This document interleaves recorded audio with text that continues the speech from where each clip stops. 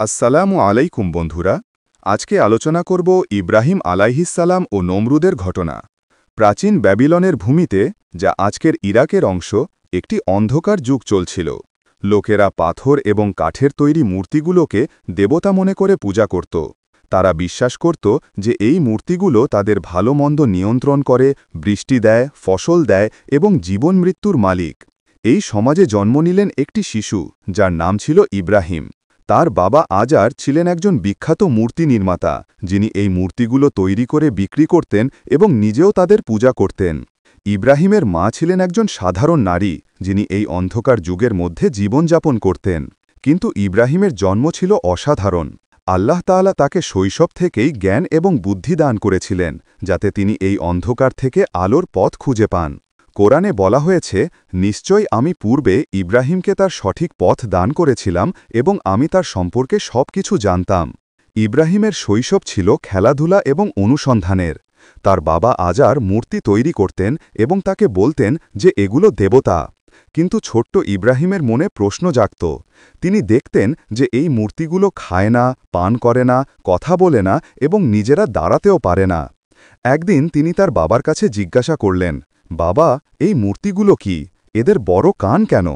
আজার উত্তর দিলেন, এটা মারদুক, দেবতাদের দেবতা। এর বড় কান তার গভীর জ্ঞানের প্রতীক। ইব্রাহিম হেসে উঠলেন। তার মনে হল এটা অদ্ভুত। 7 বছর বয়সে তিনি একবার একটি মূর্তির পিঠে চড়ে বসলেন, যেন খেলছেন। আজার রেগে গেলেন এবং বললেন, এটা খেলার জিনিস নয়। কিন্তু ইব্রাহিমের মনে প্রশ্ন জমা হতে থাকল। তিনি তার বাবার সাথে মন্দিরে যেতেন, যেখানে লোকেরা মূর্তিগুলোর সামনে মাথা ঠেকাত, কাঁদত এবং প্রার্থনা করত। প্রথমে এটা তাকে মজার মনে হতো, কিন্তু পরে রাগ হতো। তার বাবা চাইতেন যে তিনি পুরোহিত হয়ে এই মূর্তিগুলোর সেবা করবেন, কিন্তু ইব্রাহিমের হৃদয় তাতে সায় দিত না। ইব্রাহিম বড় হয়ে উঠলেন এবং তার মনে একটি গভীর অন্বেষণ শুরু হল। তিনি চিন্তা করতেন, এই মূর্তিগুলো কিভাবে আমাদের সাহায্য করতে পারে। তারা নিজেরা অসহায়। তিনি একা একা পাহাড়ের গুহায় যেতেন এবং আকাশের দিকে তাকাতেন। রাতের আকাশে তারা দেখে তিনি ভাবলেন, এটা কি আমার প্রভু? কিন্তু তারা অস্ত গেলে তিনি বললেন, আমি এমন কিছু পছন্দ করি না যা অস্ত যায়। তারপর চাঁদ দেখে বললেন, এটা আমার প্রভু। কিন্তু চাঁদও অস্ত গেলে তিনি বললেন, যদি আমার প্রভু আমাকে পথ না দেখান, তাহলে আমি ভুল পথে যাব। সকালে সূর্য দেখে বললেন, এটা আমার প্রভু, এটা তো আরও বড়। কিন্তু সূর্য অস্ত গেলে তিনি বললেন, হে আমার সম্প্রদায়, তোমরা যা আল্লাহর সাথে শরিক করো, আমি তা থেকে মুক্ত। আমি তো সেই সত্তার দিকে মুখ ফিরিয়েছি, যিনি আকাশমণ্ডলী ও পৃথিবী সৃষ্টি করেছেন এক নিষ্ঠাভাবে। আমি মুশরিকদের অন্তর্ভুক্ত নই। এইভাবে আল্লাহ তাকে তার সৃষ্টি রহস্য দেখিয়ে তার ঈমানকে মজবুত করলেন। কোরআনে বলা হয়েছে, আর আমি এমনিভাবে ইব্রাহিমকে আকাশমণ্ডলী ও পৃথিবীর রাজত্ব দেখিয়েছিলাম, যাতে তিনি দৃঢ় প্রত্যয়ীদের অন্তর্ভুক্ত হন। ইব্রাহিমের এই অন্বেষণ তাকে একত্ববাদের পথে নিয়ে গেল। তিনি বুঝলেন যে আল্লাহই একমাত্র স্রষ্টা, যিনি জীবন দেন, মৃত্যু দেন, খাদ্য দেন এবং অসুস্থতা থেকে সুস্থ করেন। তার সম্প্রদায়কে বললেন, তোমরা কি এমন কিছু পূজা করো যা শোনে না, দেখে না এবং তোমাদের কোনো উপকার বা অপকার করতে পারে না? লোকেরা বলল, আমরা তো আমাদের পিতৃপুরুষদের এমন করতে দেখেছি। ইব্রাহিম বললেন, তোমরা এবং তোমাদের পিতৃপুরুষরা স্পষ্ট ভুল পথে আছো। তারা তর্ক করল, কিন্তু ইব্রাহিমের যুক্তি ছিল অকাট্য। তিনি বললেন, আল্লাহ আকাশ এবং পৃথিবী সৃষ্টি করেছেন, সূর্য এবং চাঁদকে তার নিদর্শন করেছেন। তোমরা সূর্য বা চাঁদকে সেজদা করো না, সেজদা করো তাকে, যিনি এগুলো সৃষ্টি করেছেন। তার বাবা আজারের সাথে বিতর্ক আরও তীব্র হল। ইব্রাহিম বললেন, হে আমার পিতা, কেন তোমরা এমন কিছু পূজা করো যা শুনে না, দেখে না এবং তোমাদের কোনো উপকার করে না? আমার কাছে এমন জ্ঞান এসেছে যা তোমার কাছে আসেনি। আমাকে অনুসরণ করো, আমি তোমাকে সঠিক পথ দেখাব। হে পিতা, শয়তানকে পূজা করো না, সে আল্লাহর বিদ্রোহী। আমি ভয় করি যে আল্লাহর শাস্তি তোমার ওপর আসবে। আজার রেগে গেলেন এবং বললেন, ইব্রাহিম, তুমি কি আমার দেবতাদের অস্বীকার করছ? যদি তুমি না থামো, আমি তোমাকে পাথর মারব, আমার থেকে দূরে চলে যাও। ইব্রাহিম শান্তভাবে বললেন, তোমার ওপর শান্তি বর্ষিত হোক। আমি আমার প্রভুর কাছে তোমার জন্য ক্ষমা চাইব, তিনি আমার প্রতি সদয়। আমি তোমাদের থেকে এবং তোমরা আল্লাহ ছাড়া যাদের পূজা করো তাদের থেকে দূরে সরে যাব। এইভাবে তিনি তার বাবার বাড়ি ছেড়ে চলে গেলেন, কিন্তু তার হৃদয়ে করুণা ছিল। পরে যখন বুঝলেন যে তার বাবা আল্লাহর শত্রু, তিনি তার জন্য দোয়া করা বন্ধ করলেন। কোরআনে বলা হয়েছে, ইব্রাহিমের পিতার জন্য ক্ষমা প্রার্থনা শুধুমাত্র একটি প্রতিশ্রুতির কারণে ছিল যা তিনি তাকে দিয়েছিলেন। কিন্তু যখন তার কাছে স্পষ্ট হল যে তিনি আল্লাহর শত্রু, তখন তিনি তার থেকে সম্পর্ক ছিন্ন করলেন। নিশ্চয়ই ইব্রাহিম ছিলেন অত্যন্ত দয়ালু, সহনশীল। ইব্রাহিমের কথা লোকেরা শুনছিল না। তিনি বুঝলেন যে শুধু কথায় কাজ হবে না, প্রমাণ দিতে হবে। শহরে একটি বড় উৎসব হল, যেখানে সবাই মন্দিরের বাইরে গেল। ইব্রাহিম একা মন্দিরে ঢুকলেন কুড়াল নিয়ে। তিনি মূর্তিগুলোকে দেখে বললেন, তোমরা কেন খাও না, তোমরা কথা বলো না কেন? তারপর তিনি সব মূর্তি ভেঙে ফেললেন, শুধু সবচেয়ে বড়টাকে রেখে তার গলায় কুড়াল ঝুলিয়ে দিলেন।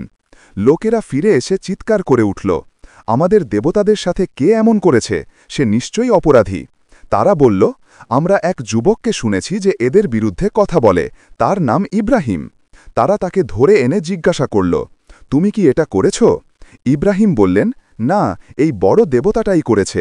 তোমরা এদের জিজ্ঞাসা করো, যদি তারা কথা বলতে পারে। লোকেরা নিজেদের মধ্যে বলল, তোমরা জানো তো এরা কথা বলে না। ইব্রাহিম বললেন, তাহলে তোমরা আল্লাহ ছাড়া এমন কিছু পূজা করো যা তোমাদের উপকার বা অপকার কিছু করতে পারে না। তোমাদের এবং তোমাদের পূজিতদের ধিক, তোমাদের কি বুদ্ধি নেই? লোকেরা রেগে গেল এবং বলল, তাকে পুড়িয়ে মারো, তোমাদের দেবতাদের সাহায্য করো। তারা একটি বড় গর্ত খুঁড়ে কাঠ জমা করল, আগুন জ্বালালো। আগুন এত তীব্র ছিল যে পাখিরা তার ওপর দিয়ে উঠতে পারত না। তারা ইব্রাহিমকে শিকল দিয়ে বেঁধে ক্যাটাপাল্টে চাপিয়ে আগুনে নিক্ষেপ করল। ফেরেশতা জিব্রাইল এসে বললেন, তোমার কি কোনো চাহিদা আছে? ইব্রাহিম বললেন, আল্লাহ আমার জন্য যথেষ্ট। আল্লাহ আদেশ করলেন, হে আগুন, ইব্রাহিমের জন্য ঠান্ডা এবং নিরাপদ হয়ে যাও। আগুন ঠান্ডা হয়ে গেল, শুধু শিকল পুড়ো। ইব্রাহিম ভিতরে বসে আল্লাহর প্রশংসা করলেন। তিনি অক্ষত বেরিয়ে এলেন, তার মুখ আলোকিত। লোকেরা অবাক হয়ে গেল এবং বলল, তার প্রভু তাকে রক্ষা করেছে। আল্লাহ বলেন, তারা তার ক্ষতি করতে চেয়েছিল, কিন্তু আমি তাদেরকে সবচেয়ে বড় ক্ষতিগ্রস্ত করেছি। এই ঘটনার খবর রাজা নিমরুদের কাছে পৌঁছাল। নিমরুদ নিজেকে দেবতা দাবি করত এবং লোকেরা তাকে পূজা করত। তিনি ইব্রাহিমকে ডেকে পাঠালেন এবং জিজ্ঞাসা করলেন, তোমার প্রভু কে? ইব্রাহিম বললেন, আমার প্রভু সেই যিনি জীবন দেন এবং মৃত্যু দেন। নিমরুদ বলল, আমিও জীবন দেই এবং মৃত্যু দেই। তিনি দুজন বন্দীকে ডেকে একজনকে মেরে ফেললেন এবং অন্যজনকে ছেড়ে দিলেন। ইব্রাহিম বললেন, আল্লাহ সূর্যকে পূর্ব থেকে উদিত করেন, তুমি পশ্চিম থেকে উদিত করে দেখাও। নিমরুদ নিরুত্তর হয়ে গেল।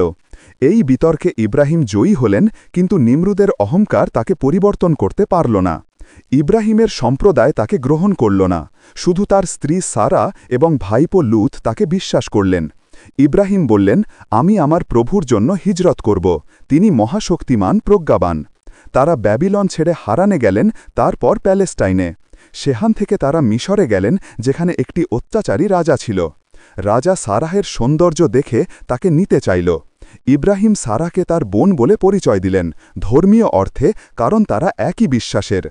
রাজা সারাহকে ডেকে পাঠাল এবং হাত বাড়াল, কিন্তু তার হাত শক্ত হয়ে গেল। সারাহ দোয়া করলেন এবং হাত সুস্থ হল। দুবার এমন হল, তারপর রাজা ভয় পেয়ে সারাকে ফিরিয়ে দিলেন এবং উপহার স্বরূপ হাজেরাকে দিলেন, যিনি একজন দাসী ছিলেন। এইভাবে আল্লাহ তাদের রক্ষা করলেন। সারাহ বান্ধা ছিলেন এবং বয়স হয়ে গিয়েছিল। তিনি ইব্রাহিমকে হাজেরার সাথে বিবাহের পরামর্শ দিলেন।